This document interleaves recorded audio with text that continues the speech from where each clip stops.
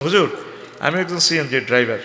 আমার ইনকাম কম হওয়ার কারণে আমার স্ত্রী আমার সাথে খারাপ ব্যবহার করে এবং মাঝে মধ্যে গায়ে হাত তোলে। এখন আমার করণীয় কি? নাউযুবিল্লাহি মিন যালিক। ফাদ্দালাল্লাহু বা'দুহুম আলা বা'দ বিমা আনফাকু মিন আমওয়ালিহিম ফাসসালিহাতু কানিতাতুন হাফিজাতুল লিল গায়ব। প্রিয় আম্মা, আপনি কেন আমার কলিজার টুকরা গায়ে হাত উঠান? মারাত্মক কবিরা গুনাহ। আল্লাহ নবী বলছেন। তারপরে আইয়ুমা ইমরাতিন মাতাত ওয়া যাওজু আনহা রাদিন, হ্যাঁ, কিলাত যে ফায়ুকালু লাহা উদখুল ইলাল জান্নাহ মিন আইয়ি বাবিন শি'তি।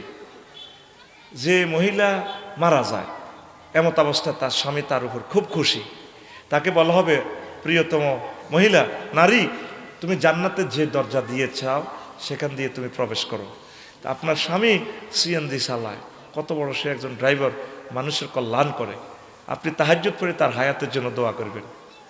এই দেখবেন আমার ভাইটা ট্রাকের তলে হয়ে ডলি মরিব, আর আপনি হইবেন রানী রানী, গণদর্শনে শিকার হইবেন আপনি। তার জন্য গরম পানি রাখবেন, হাত পা ডলে গাড়িটা যখন ছাড়িব, গাড়ি যখন রাখবো পার্কিংয়ে, তারা গোসল করে দিবেন সুন্দর করে, তার জন্য দোয়া করবেন।